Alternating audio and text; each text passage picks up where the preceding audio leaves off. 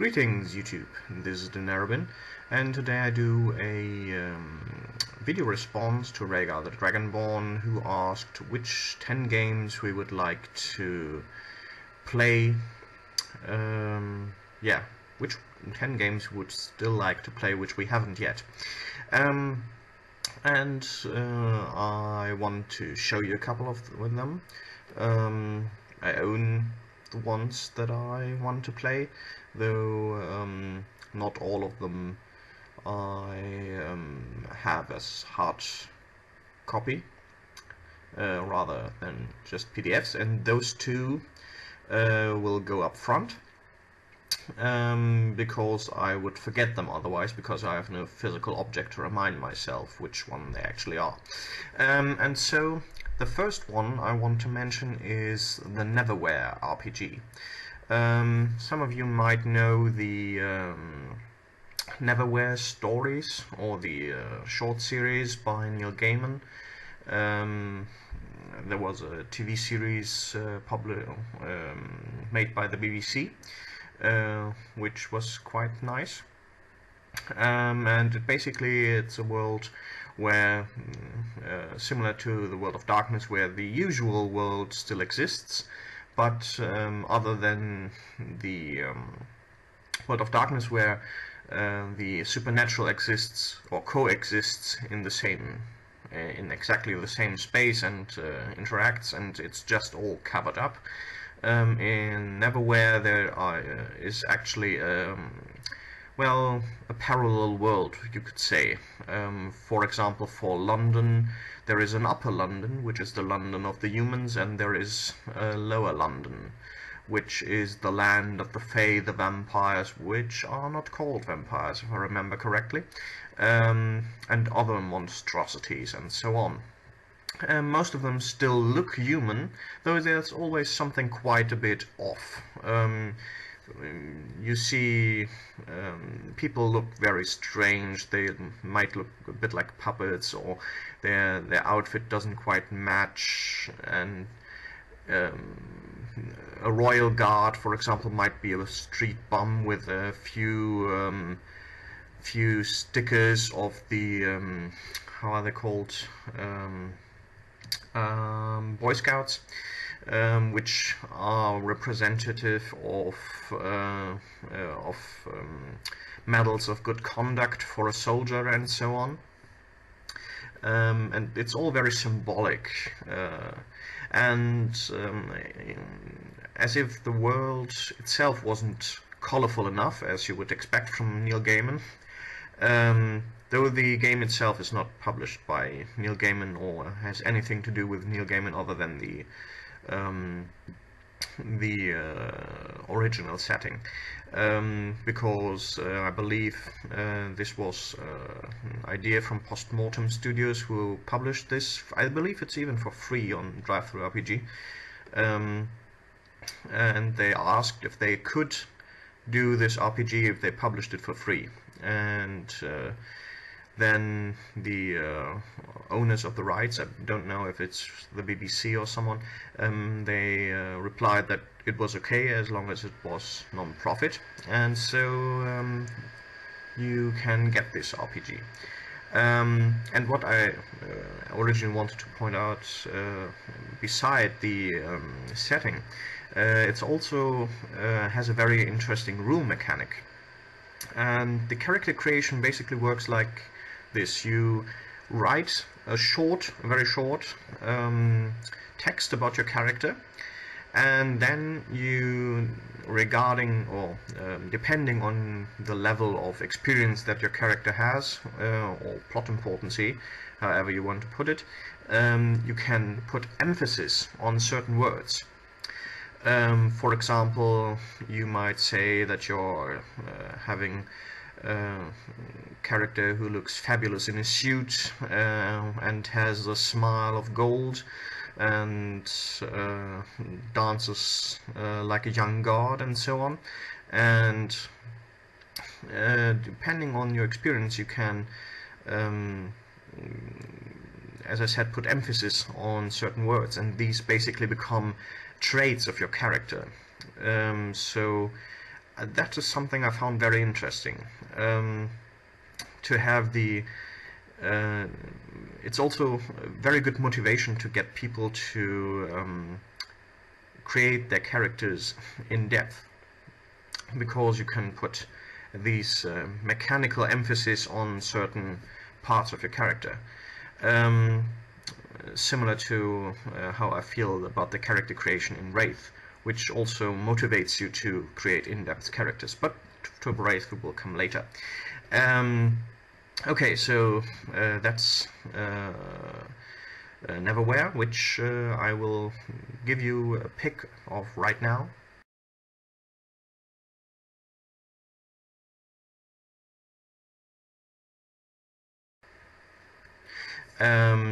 And the next one is Little Fears, which is a game of children's horror. And this can be anything from children fearing some stranger on the street corner to actual monsters.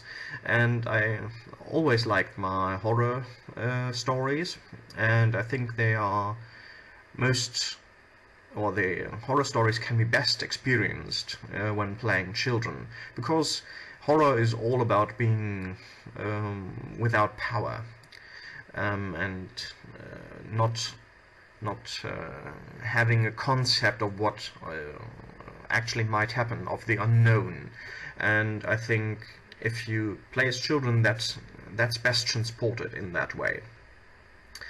I think this is a very strong basic principle you know what I mean, for an RPG. So, Little Fears, picture coming now.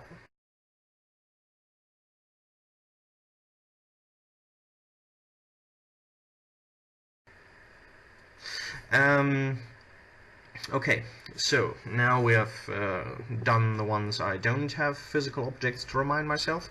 We come to the ones that I have physical objects, and we start with Wraith the Oblivion, which, as I already said, the character creation fascinates me greatly, and these the characters are so in depth. By sheer necessity to create the character, and the introspective, which is so much part of the game, and the different levels on which you can play the game. I did a long series of videos on Wraith, so you can see that, but I've never had the chance to play Wraith. So that's something I hope I will be able to before I become one myself, or maybe I transcend directly, who knows. So that's Wraith. The next one is Gemini. This is a Scandinavian fantasy RPG, which has one of the most complete core rulebooks I have ever read. It has all of the cultural details about the different people that live in this world. Every page has a plot hook at the let me see, well, not everyone, but almost every page has, you can see here, these are plot hooks and little bits about the story, and the localities and so on. And this is just a brilliant setting. Sadly, this line was disconnected. I believe there's only 2 books out in the whole, including the core rulebook. The entirety of the land is described in this book, and there's some quite nice art. Actually, let me see if I find some.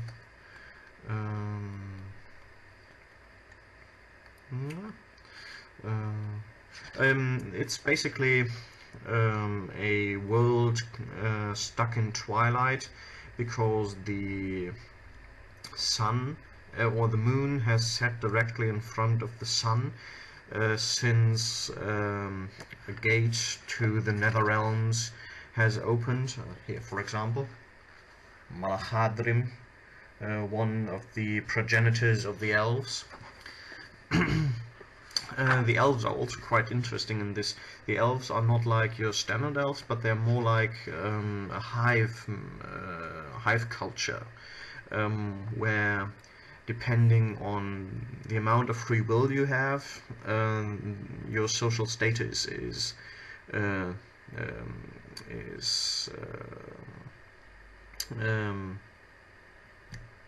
lacking a word here, determined. So if you have much free will and you are a noble, for example, if you have a medicorum of free will, you might be a guard or something, and if the less you have, the more likely you are becoming a farmer or something. And there's different, the queen of the elves has different lovers, 4 in total, or no, 5 actually, but the 5th is something different entirely, and each of these progenitors gives something of himself to the entire generation of elves that are coming from him. Yeah, very, very interesting. On the whole, this is it describes a battle between 3 sides: the darkness, which is the demons and so on, and the heretics, the church, which is a very harsh organization, very much modeled after after the medieval church, with its inquisitions and so on, but also the true defender against the darkness. But on the other side, very brutal in its ways and so on. So they're not nice guys. They're just the best option again, or the best force against darkness. And then there is basically the somewhat atheistic group. I've forgotten the name, but these are basically provinces that have decided not to follow the church rules, and have broken off. These are standing somewhere in the middle, and are always they are doing the razors, going along the razor's edge, and always could fall to one side or the other. Yeah, and then I rambled far too long on this, but I think this setting is very interesting, and I would very much like to experience that a bit. The next one, even though I've also done a very long series on this, Traveler. I have played in something similar, based on a homebrew mechanical system in the Babylon 5 universe, in the Age of the First Contact. But still, I want to play Traveler at some point, like it was meant to be, discovering new planets and so on, and knowing nothing about it, having no clue whatsoever. Because, you see, even though in the Babylon 5 adventures it was quite alien what we discovered, but you see, we all had seen the series, so we kind of knew what was coming towards us. So, yeah, as I said, Traveler. The next one, Unknown Armies, which is a game in the occult underground. It's also a game that describes a world that is on the front side is perfectly normal, like ours, but on the lower levels there's occultists going on that have magical powers. There are people who worship some kind of deity or principle, and try to become the champion of this faith. And all these different actions are somewhat somehow intertwine and so on, and it's all very, very unclear, and it's not so good against evil. It's all very grayish, and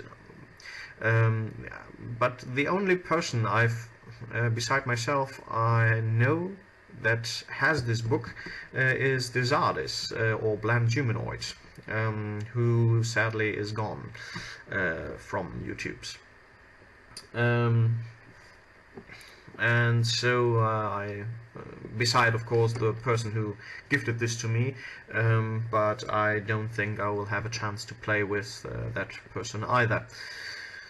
So we'll see if I will be able to play this before I kick the bucket.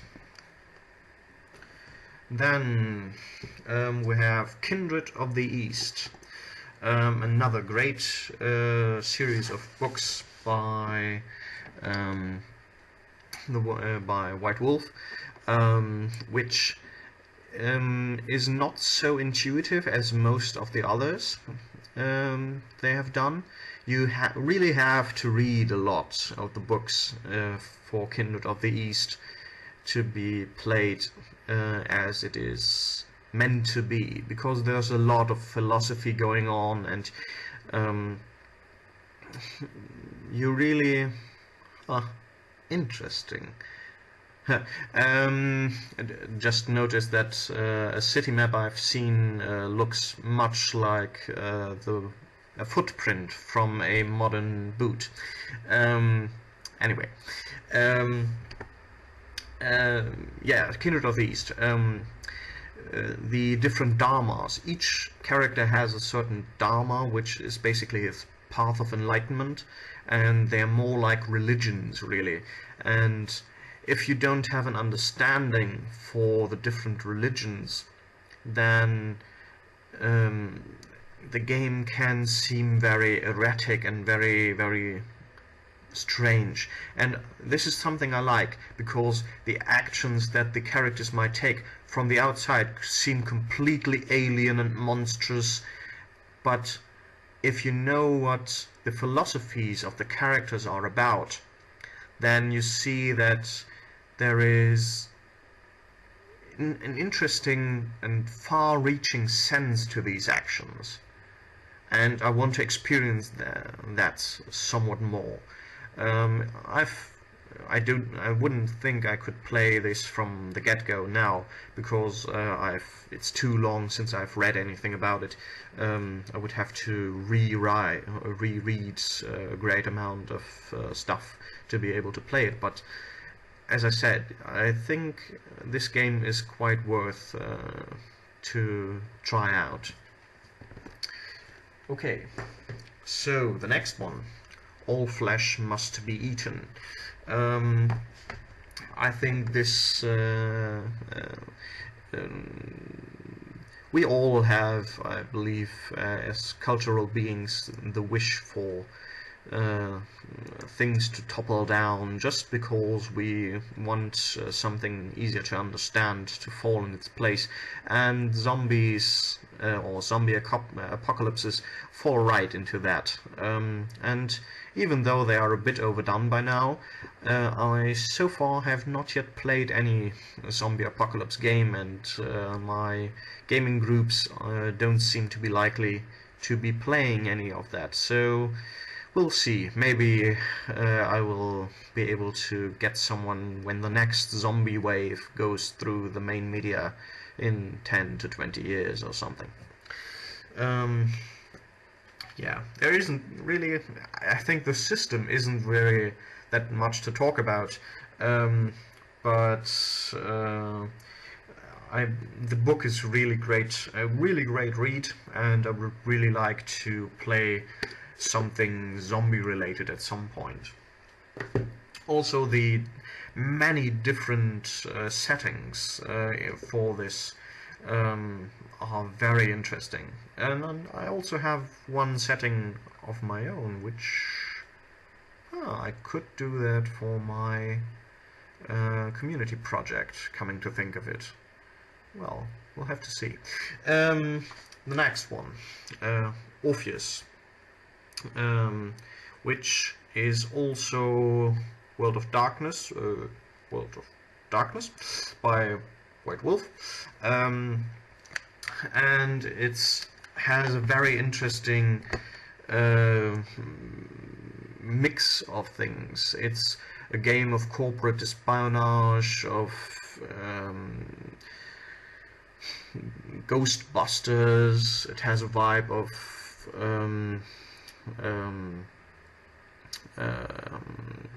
what's the word?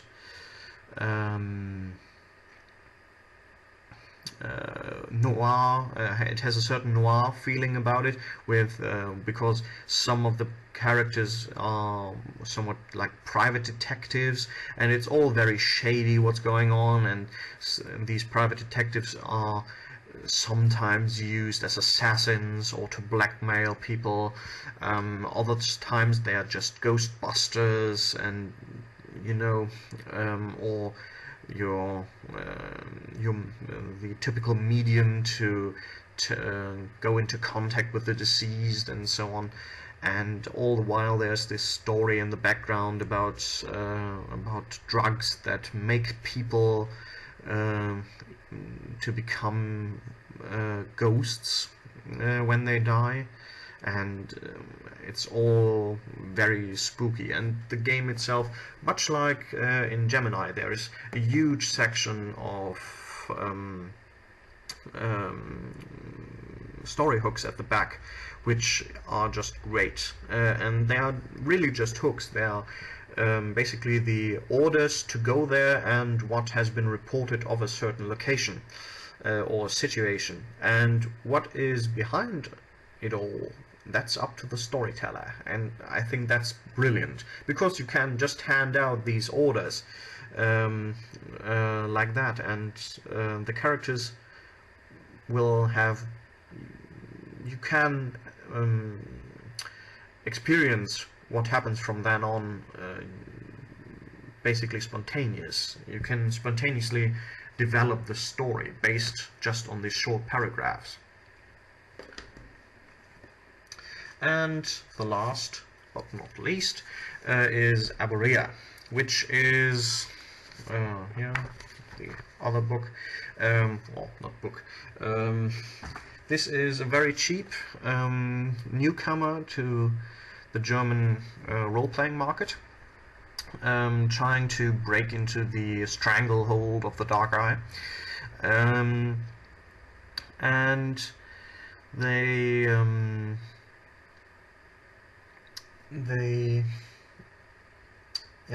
it has a certain appeal to me, because even though I'm a big fan of the Dark Eye, well, you see, even the few hairs I've left desert me. It has a certain feel to it that escapes the Dark Eye, because in the Dark Eye they have done a living world for now over 30 years. It has been developed all the time throughout by the authors, by fans. There's so much detail to that world and so much history. It's very intriguing. But the continent wasn't very big to begin with, and so there's very little left to discover, very little to explore or describe for yourself. There aren't that many spots left that you can do more with. And Abria is has a very simple game system, which I like, especially because you can get new players easier to play it, and it has a huge map, and an interesting setting, but it's so little is yet described. You see, there's so much you can still do with this setting. So many places you can discover, so many new aspects you can bring into the game. You can create. You can simply look at the map and grab a certain region out and do with it whatever you want. This is something that it's simply you cannot do with a dark eye without it contradicting what is canon. Even though, of course, you can always say canon isn't important to you, but it's still something different when you read that something didn't happen that way, or it didn't happen. And so I think this has a certain appeal to me because of that, which of course could be fulfilled by many other role-playing games and many other settings, but still this I know, also because the game system is so new and still in development and so on, that's also something very appealing, you know, becoming part of something that is still growing. Well, this was my way longer video than I had anticipated on the 10 games I still wanted to play.